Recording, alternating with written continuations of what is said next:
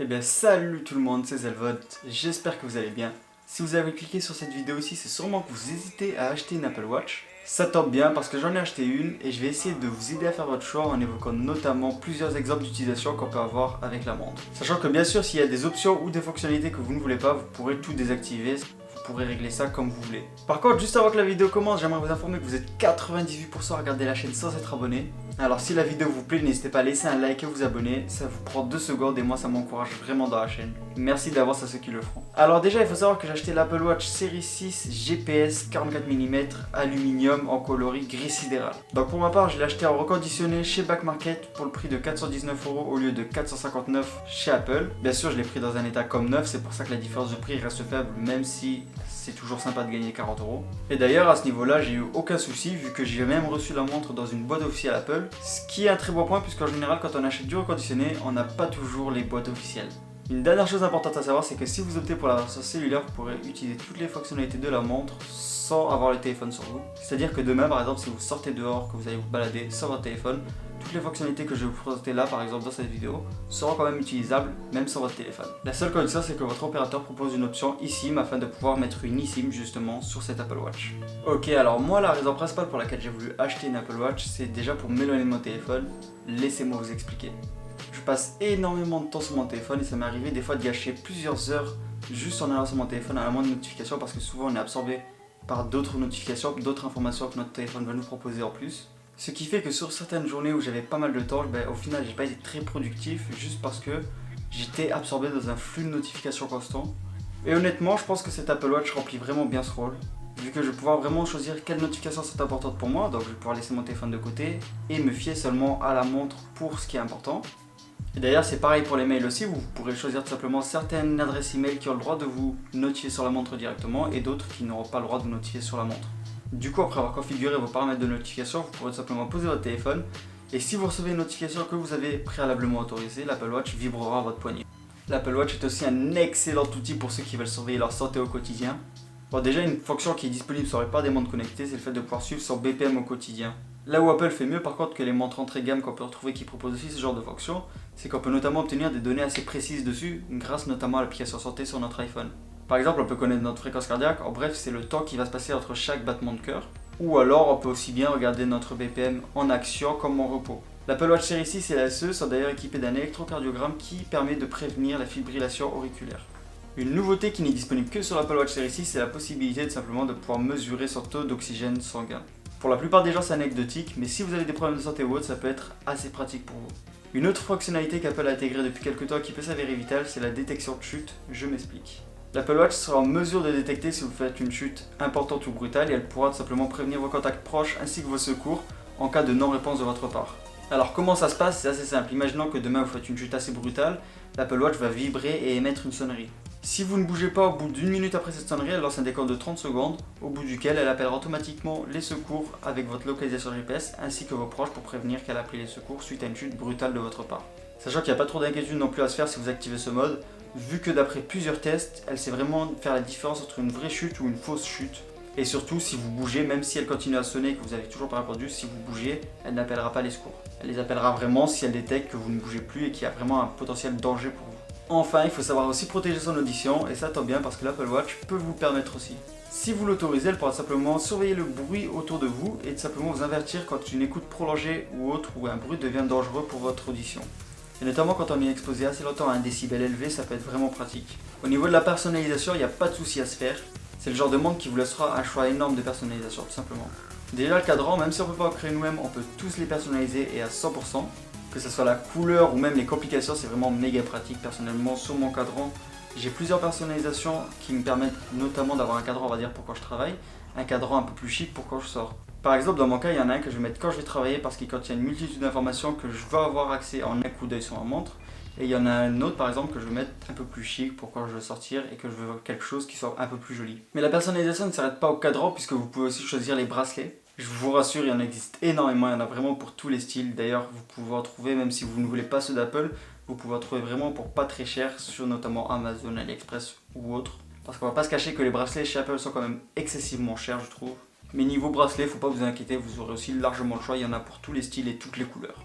Vous pourrez aussi déclencher des minuteurs rapides depuis la montre. Alors soit vous pourrez choisir une valeur préindiquée, soit vous pourrez choisir une valeur personnalisée, ça c'est à vous de voir selon vos besoins quand vous utiliserez ça.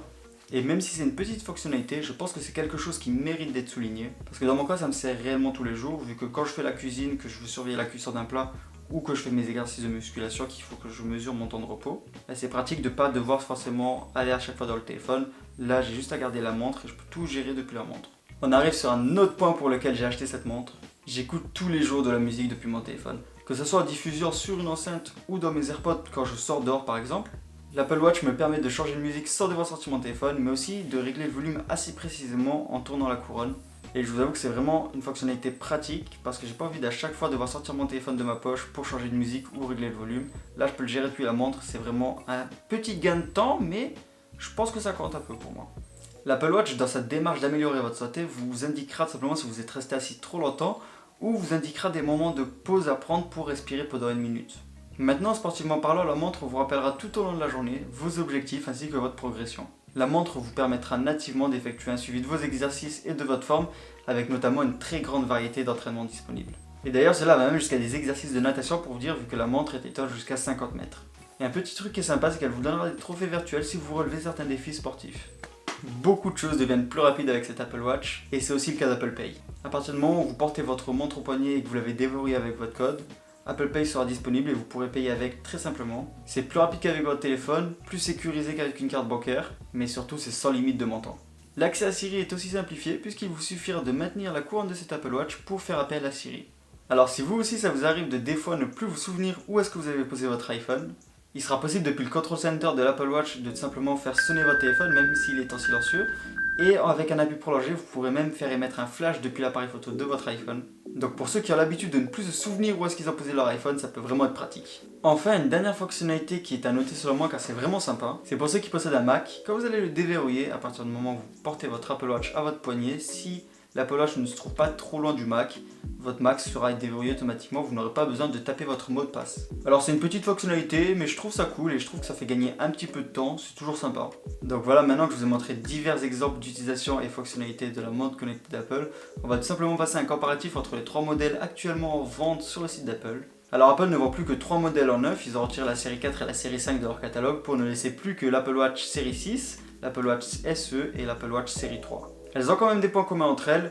Le meilleur point commun, c'est tout simplement l'écran Retina qu'elles se partagent, vu que ça leur permet d'offrir vraiment une bonne qualité d'affichage et des bonnes couleurs. Mais ce n'est pas la seule chose, elles sont toutes les 3 aussi équipées au minimum du GPS. Elles pourront aussi toutes vous envoyer des notifications de fréquence cardiaque selon si votre fréquence est trop élevée ou trop faible. Et elles sont toutes étanches à 50 mètres de profondeur. Alors pour parler de leurs différences, maintenant on va commencer par la plus chère, c'est-à-dire l'Apple Watch série 6. Alors son prix débute à 429€ et elle est disponible en 40 ou 44 mm. Ainsi qu'avec un très grand choix de couleurs. Vous aurez notamment le choix entre 5 couleurs, argent, bleu, or, gris sidéral et rouge. A savoir que la rouge est un product trade, c'est-à-dire que si vous l'achetez, c'est comme les iPhones rouges, ça reversera une partie du montant de l'achat à une association contre le sida. Vous aurez aussi 2 versions disponibles, la version GPS et la version GPS plus cellulaire.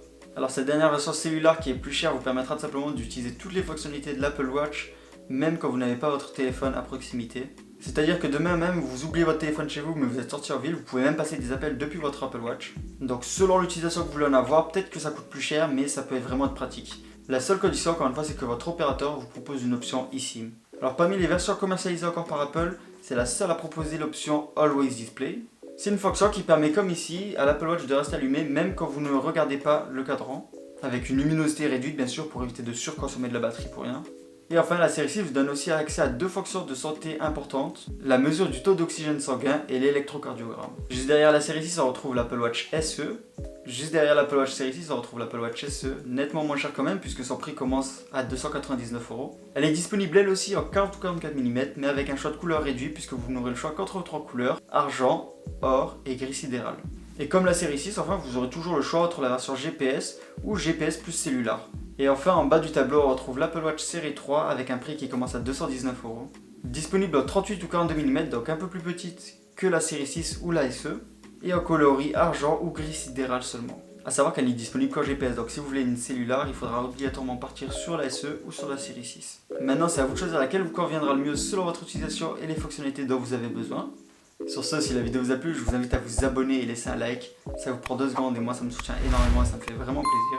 N'hésitez pas à me laisser votre avis en commentaire. C'était Zelvot, on se dit à une prochaine. Salut. City lights, Bugatti riding slow tonight, 'cause I'm loving every moment under city lights. Bugatti riding slow.